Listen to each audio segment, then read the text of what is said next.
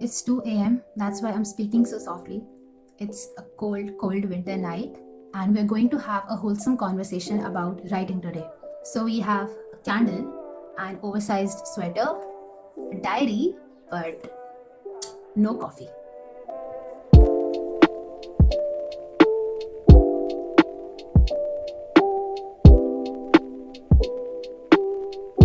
When I was in class 4, they introduced diary writing to us, and I think every Indian kid has learned that in school. You start with Dear Diary and you sign off by saying, Okay, diary, I have to go now, mom is calling me. And there's a word limit on it for some reason. So that was my introduction to diary writing, and I found it pretty interesting. I had never written about myself before, I think, and it gave me a taste of how it feels to record memories in words and to read them later on when you have sort of forgotten that they happened. But there were things that restricted me. I could not write stuff that was too personal because the notebook had to be checked by my teacher, and I could not exceed the word limit. When I reached class 5, I started my own diary, and now I could write personal stuff, but I still wrote in the format in which I was taught, with Dear Diary and everything. Every page in that diary was already dated, so I had to cram everything into that one page, and I mostly wrote the events that happened that day. This, then this, taking care not to miss anything. I did not write how I felt about all of that. And even if I did, it was just one sentence. And I was also kind of forcing myself to write every day, because if I missed one day, then I would have had to leave a blank page, and I did not want that. And obviously, it got very boring for me around October because it started to feel like something I had to do and not something I wanted to do. And then pretty soon I realized that there did not have to be so many rules for something so personal. No one was going to check it. I could do whatever I wanted. And that realization was liberating. So in class 6, we had these twin tables in our classroom, and we had to sit with another kid. Our teacher had fixed our partners, but on Fridays we could sit with whoever we wanted. So I always sat with my best friend, and in front of us sat my crush and his best friend. And every Friday we would talk a lot and crack jokes and laugh and have fun, and that was really precious to me. So I started writing in a notebook that was not dated, just blank ruled pages. And every Friday I came home and wrote in detail everything that had happened. Sometimes I went on for 15 pages, and I was not satisfied till I had written down every detail. And so I actually sat and recounted everything in sequence, and I think that also improved my memory a little bit. Even to this day, I remember it all very well, and I laugh over those silly things. I think writing about our experiences helps us find meaning in them. Because what is the point of experiencing something if you can't remember its happiness later on? I am actually scared that I will lose all of my memories if I don't write them or take pictures or videos. I think if I asked you guys about your class 6, very few of you would actually remember anything. And that's kind of sad, isn't it? To not remember who you were and what all you did. I feel incredible knowing that I remember most of my life. I'll be able to tell you what kind of a person I was at what age. Anyway, so in class 6, my crush liked my best friend, and that created a lot of problems. And because I was not a very sensible and emotionally intelligent person at that time, I reacted instead of consciously acting. So I got jealous and I stopped talking to them. And my best friend did not really understand this, and she wanted me with her, and she also wanted him with her. She invited me to her birthday, and I refused, and I said some stuff, and then she got hurt, and then she cried, and then I thought she was seeking sympathy, and it was very messy.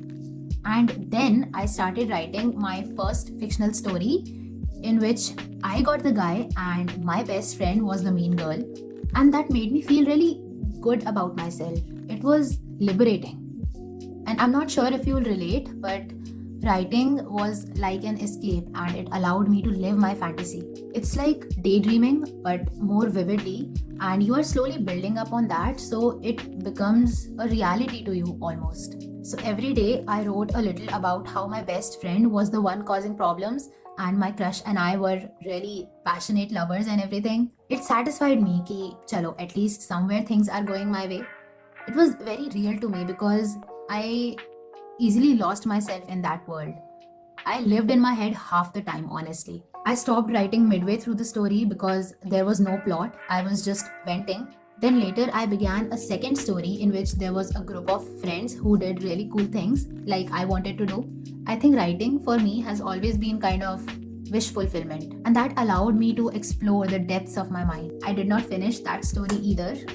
My third story was when I joined Wattpad. It was a cliche love story, and I'll talk more later in the video. But basically, a girl had been hurt before by the wrong guy, and then the perfect guy came along. It was stupid, but I rewrote it and developed it into Nightfall on Wattpad, which then went on to win the Wattpad India Awards 2019. But that is for another day. I think Nightfall deserves an entire video to itself. So, yeah, the romance angle was mostly me writing about the kind of guy I wanted in my life. I also maintained my personal diary. I wrote a lot, and by that time I had bought these really pretty Nightingale diaries and I have been writing in them ever since. And now I don't have any rules. I just write whenever I need to vent, or when my head is exploding with thoughts, or when I'm upset or excited or whatever it is. Sometimes I write twice a day, sometimes I write after 2 whole weeks. I use colorful pens and I paste pictures and decorate the pages as I want to. So, one, I think writing helps you learn more about who you are. I once read this book called Pink or Black. I was in class 6 and this book was very teenagery and cliche, but it was right for my age. So there's a girl called Tiana who lives in a hostel, and one day they have some activity in class and it requires them to speak a few lines about themselves. And Tiana does not really know what to say because she does not know herself. The bands she likes because of her friends. She watches whatever movies her friends want to. She goes where they want to. And after that incident, she starts a journey to find out who she is, what she likes, why she likes all that, what music resonates with her, and everything. And at that time, I was pretty much in the same place. I did not know myself either. So I started this finding myself quest. And whenever I was writing in my notebook and I felt that I was writing something which told me about my tendencies, or when I noticed a quality in myself, I marked that with an arrow. And apart from that, I also made a list of all the things and books and movies that I liked, and I thought about why I liked those things. I realized that a lot of people just go along with whatever their friends say and don't think about what they're doing. They don't know why they're living the life they are because they never try to consciously move their life in some direction. When we are with other people, we tend to go with the flow and do things without thinking because it's cool or because everyone is doing it. It's hard to stand your ground in a group sometimes, and it's easy to drift into meaningless things. And then later, people realize that this is not who they wanted to be 5 years ago. They probably should have done something else. So it's important to really think about what you are doing and who you are and why you are making this decision and why you are doing that thing. At that time, I mostly wrote the drama in my life. I wrote every single detail and how I hated my best friend, and I did things without thinking. I avoided her and spilled her secrets and said hurtful things. I always reacted in anger. At that time, I did not have this concept of withdrawing myself from the drama. I wanted to sort of have my way and emerge victorious. Class 6 was a huge roller coaster. 7th was a lot better. I started to slowly read what I was writing, and it seemed stupid to me. And that usually does happen when you read something old because you become wiser with time. Doing that also helped me to avoid repeating my mistakes. Gradually, I realized that the people in your life should only be your people. You should not be constantly making an effort to keep them on your side and to convince them that you are good. And if some third party comes and says bad stuff about you, then they should defend you. And even when you are fighting with your people, they should not go around the class and spill your secrets and become your enemies. And kids do that a lot. One day they're your best friend, and the next day they are in some other group and they're gossiping about you. I realized how immature this was because when you love someone, you don't do this to them, right? And so I started to change my behavior. If I fought with a friend over some project, then I did not make it personal and I did not involve anyone else. Here's another benefit of writing. When you're angry or upset, you write down whatever crazy thoughts come to you because otherwise you'll forget them when you have calmed down, right? And the kind of thoughts you are having tell you a lot about the kind of person you are. And with a cool mind, you read them and then you understand yourself, and that leads to maturity because you start thinking about your actions. And then the next time you get angry, you can respond to the situation better, and you tend to stay away from the things that caused you stress in the past. Now I stay away from drama and gossip, and I focus on the things that will help me grow. And so I also write differently in my diary now. And reading all of this, my entire life story, tells me how much I have grown and evolved, because now I think about things, and at that time I did not. Anyway, other kids did not really develop this attitude at that time.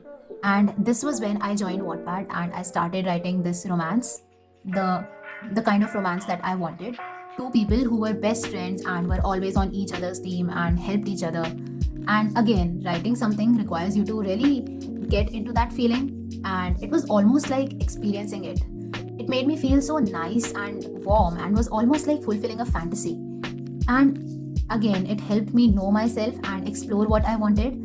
And that finally helped me move on from my silly crush, because I realized that it was just a crush. He was not even my friend. And whatever little friendship we had was pretty shallow. That's why I think people should write every day. Now, you might ask, write what? Well, start by writing about yourself and whatever happened to you during the day, because your own experiences and feelings are the truest thing that you can write. You will understand yourself. And not just that, you will also understand other people when you are writing about them. And that will also help you if you want to write fiction someday, because our characters are inspired by real people, right? There are also self discovery questions that you can ask yourself. Just take a diary, write a question, and then write a page answering it. Why do you like a certain person so much? What is it about them? What would your ideal day look like? What kind of a love life do you want? Write your wishes and your dreams so that you don't forget about them later on. Often, as we grow up, we tend to lose touch with our inner child because we get so carried away by the adult stuff. Write about what your dream life would look like and what you can do to achieve it. When you are not sure about who you are, you allow your thoughts to take instruction from outside and from others' ideas of how life should be. And if you don't think about what you want, pretty soon others' ideas of how life should be will fill up your mind, and then they will tell you their own definition of happy and successful, and you will listen to all of that and you will construct your life around that, and then you will end up living someone else's life. When you are writing about yourself, you are thinking about what you want and not what others want. And so it helps you find your own voice and to stay authentic. You can also capture passing thoughts. Sometimes our inner voice speaks to us, like, what if this happened? What if I did that? That would be so cool. Don't dismiss these as distractions, because your heart is telling you what you want. They are your desires. Write them down, and later you will be able to connect the dots and figure out what you really want. I think everyone has different ways of looking inside themselves, but for me it is writing. 2. Writing helps you know your emotional bullshit. A lot of people, especially when they are upset, spend hours on their phone. We use these distractions to avoid a lot of uncomfortable emotions, and removing them and focusing on how we feel without them can reveal some scary shit sometimes. But don't judge your emotions, because nothing is right or wrong. Just try to understand why you are feeling what you're feeling and write it. Reading whatever you have written helps you recognize your behavioral patterns and tendencies. Like, when I'm upset, I get very snappy and rude, and earlier I did not properly understand this myself, so I could not explain it to my friends, and obviously it led to fights. So I decided to just be alone when I am in one of those moods, and my mood becomes okay very quickly after I spend some time with myself and I write and think about my problems.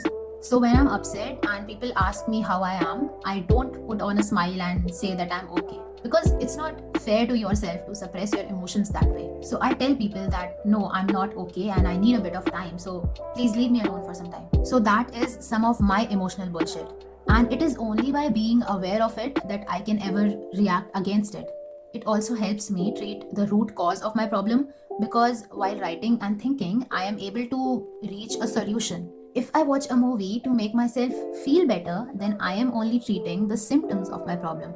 3. Writing releases stress. I wrote Old Yellow Pages on Wattpad in class 12. That was a very stressful time for me. I felt as if I could not do anything I wanted because my boards were coming up and I had to study. And I thought if I stopped doing everything that I loved, music and writing and painting, then I would lose a part of myself. There were so many thoughts in my mind about lots of things. And I thought about starting a blog because all of that wasn't just personal feelings. School was coming to an end and I was learning things about life, and I thought it would be interesting to share them with others so that I could maybe connect with them or maybe they could give me some advice. But then I thought no one would read it, and besides, I did not really have the time to set up something new. So I just started writing my feelings in a diary format on Wattpad. I wanted to preserve myself and sort of stay in touch with myself through that hard time. Before writing that novella, I kept twisting and turning thoughts in my head and thinking them over and over again because I was afraid of losing them. I thought that if I stopped thinking them, they would vanish and then I would lose an idea, a piece of myself. And writing helped me clear my head because writing a thought removes the fear of losing that thought. You can never lose something if you can come back to it again and again. And then I felt relaxed, as if whatever I had to say had been heard. For the same reason, I make to-do lists and then I put them up on my window or in my diary. And at this point, it's almost a need because I am managing so many things. By the way, small flex, I won Campus Super Writers 2020 for Old Yellow Pages, and I will leave the link in the description box in case you want to check it out. 4. Writing can be catharsis. There are many definitions of catharsis. One of them is an emotional release. Rather than venting negative feelings inappropriately, the individual may instead release these feelings through some physical activity or some stress relieving activity. And it can be art, it can be writing. Writing therapy is an actual thing and requires you to write your feelings and then process them. Many psychologists encourage journaling for this very reason. Whether you are directly writing your experiences in your journal or you are creating poetry to express those emotions, the release is pretty much the same. I think it's because writing allows you to dive deeper than you usually would. It gives you a quiet space to sort through your feelings and your experiences, and it can also serve as testimony if you are writing about something traumatic that you experienced, because it makes you feel heard. You don't have to write anything fancy. It doesn't have to be pretty or poetic, and you don't have to impress anyone. It just has to be honest. You don't have to take training to write.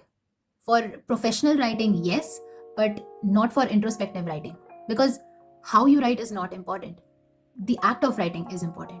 Don't read as you write. Just go on, write in Hindi, English, Punjabi, mix, whatever helps you express yourself best, and write with the curiosity to see what will happen, because you will discover lots of things.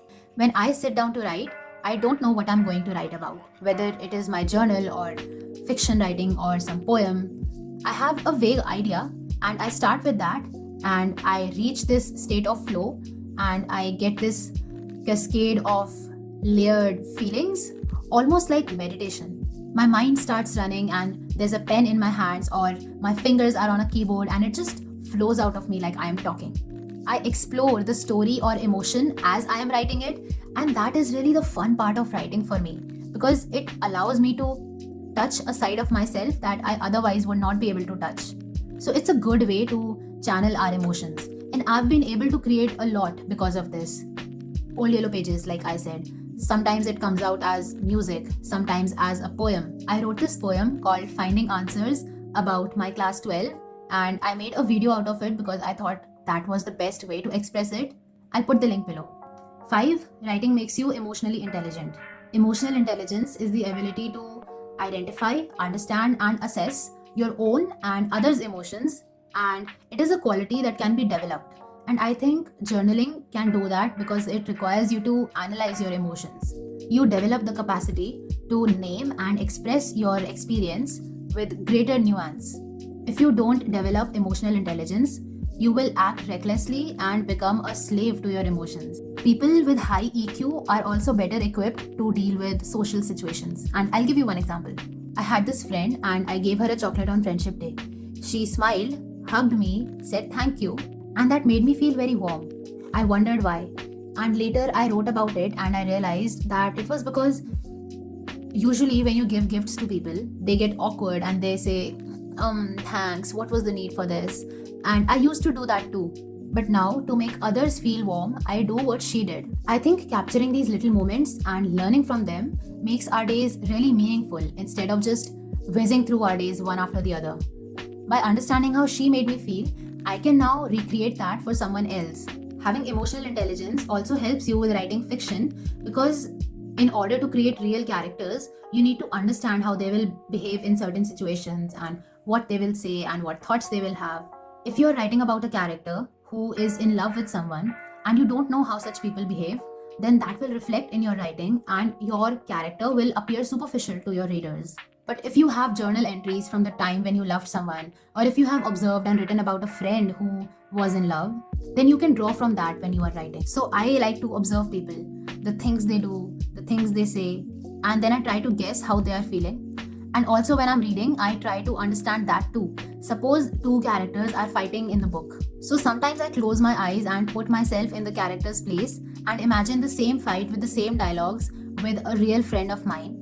And that really helps me know what the character is feeling. It's something I have always done. I've reached a point when I relate to people so well that I am able to understand and explain what they are feeling even when they are not able to do it themselves. And I think that is why so many people share their problems with me. Another thing that I believe people should do is to write their intuitions. Do you feel in your gut that this person is right for you? Do you have a feeling that you will be really good at a particular job? Even though others are really praising you, are you proud of what you have achieved? Sometimes you achieve something that is conventionally considered good, but then you realize that it doesn't really make you happy and something else might give you the thrill. And it is important to make a note of such things. 6. Writing makes you more articulate and develops critical thinking. You learn to be careful about the words you pick because you understand that a single word can change the meaning of a sentence. You learn to express yourself better when you talk to people. You learn to think. And when you really start to think about what you should say and what you should not, what to keep and what to cut out so that you don't annoy people with excessive, pointless talking, then you become more eloquent. And then people enjoy listening to you, just like you are still listening to me, even though this is a pretty long video. I think keeping people listening is a skill, and I find it really tragic when I see people who are knowledgeable but are not able to communicate what they want to say. Writing allows you to keep revising and polishing your words. And then your thinking becomes richer and clearer, and so does your conversation. Writing is organized thinking. You can't remember a lot of things at once, but writing extends your memory. You can write down more than you can easily remember, so that your capacity to consider a number of ideas at the same time is broadened. You can also reject ideas that appear substandard after you consider them more carefully. If you reject substandard ideas, then you will only be left with good original ideas at your fingertips, and you will be able to organize and communicate them. If you learn to write and edit, then you will also be able to differentiate between good ideas that are intelligently presented and bad ideas put forth by unskilled thinkers. Then you can be properly influenced by profound and solid ideas instead of falling prey to foolish ideologies. Your thinking and beliefs become a part of your character and become the structure through which you view the world. That's why I think everyone should write every day. There is, by the way, no such thing as a writer's block. If you can't write, then you don't have anything to say. Because if you have ideas and if you know what to write, then you will obviously write them. So when you're in a block, you should probably read something. You can also write in your journal about your day, because that way you will definitely have something to write about, and it helps you get into that state of flow. And another way to keep yourself from running out of ideas is to make a note of them in your notebook or on your phone, and then to expand upon them later. I think having an inventory of thoughts can always keep you supplied, and it is good practice if you want to write fiction also. That's what I do. Sometimes a scene or a dialogue comes to my mind and I think, oh, it would be so cool to have that in a story. And then sometimes when I'm writing, I go through my ideas and I think, can I have this in my story? Is it relevant? And this adds richness to your story. That's it. I hope you found some value in this video. And if it inspired you to write, then please leave a comment. I love getting comments from you guys. And I will see you in the next video. Bye.